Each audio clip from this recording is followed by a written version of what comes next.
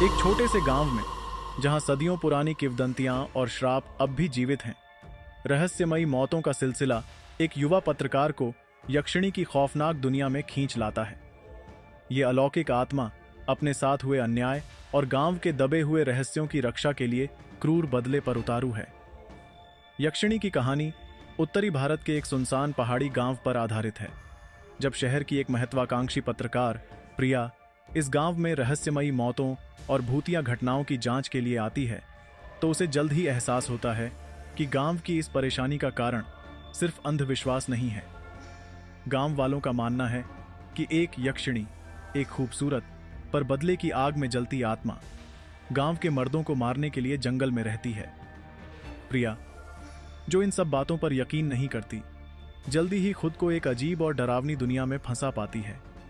गांव वालों की पुरानी कहानियों और यक्षिणी के भयानक सच से पर्दा उठाते हुए प्रिया को कई रहस्यमयी और रोंगटे खड़े कर देने वाली घटनाओं का सामना करना पड़ता है। गांव के लोग उसे बार बार वहां से चले जाने की सलाह देते हैं, लेकिन प्रिया इस भूतिया रहस्य को उजागर करने का मन बना चुकी है। यक्षिणी का श्राप एक ऐसे क्रूर अतीत से जुड़ा है जहां एक निर्दोष लड़की को बलिदान किया गया था।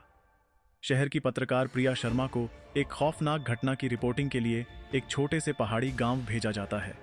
गांव में कई रहस्यमयी मौतें हुई हैं और हर मौत के पीछे एक अजीब किंवदंती जुड़ी हुई है। गांव वाले मानते हैं कि यह सब एक यक्षिणी के श्राप का नतीजा है।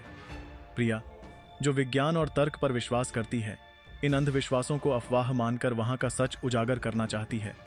लेकिन गांव में पहली ही रात उसे एक ऐसी अलौकिक घटना का सामना करना पड़ता है जो उसे हिलाकर रख देती है।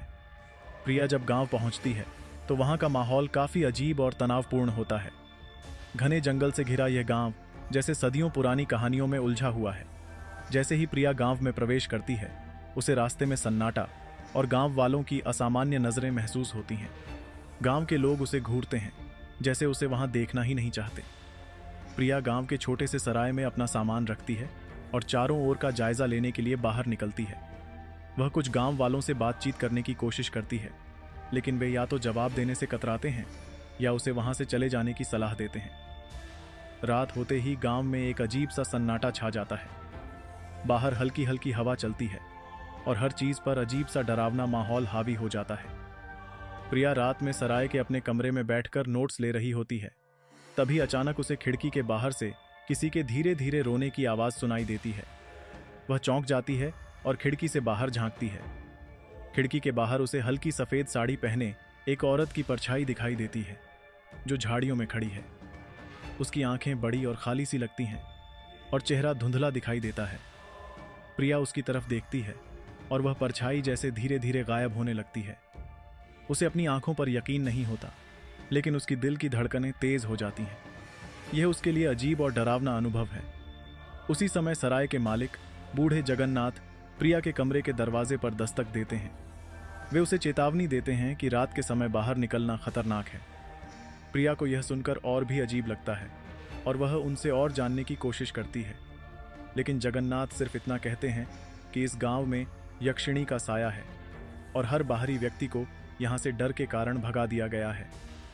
जगन्नाथ कहते हैं, यहां रात को जंगल की तरफ मत देखना और उस औरत से दूर रहना। वो यक्षिणी है, उसकी आत्मा अब भी यहां भटक रही है। प्रिया को यह सब अजीब और अविश्वसनीय लगता है, लेकिन खिड़की के बाहर जो कुछ उसने देखा था वो उसकी सोच को झकझोर कर रख देता है। वह महसूस करती है कि यहां कुछ तो ऐसा है जो केवल तर्क से नहीं समझा जा सकता। एपिसोड के अंत में जब प्रिया सोने की कोशिश करती है तो उसे फिर से वही रोने की आवाज सुनाई देती है। वह आवाज धीरे धीरे बढ़ती जाती है, जैसे कोई उसके कमरे के पास आ रहा हो। अचानक उसकी खिड़की पर जोर से दस्तक होती है। डर और जिज्ञासा के बीच उलझी प्रिया खिड़की की ओर देखती है और वहां एक बार फिर वही परछाई दिखाई देती है। यक्षिणी की खाली ठंडी आंखें सीधे प्रिया की आंखों में देखती हैं।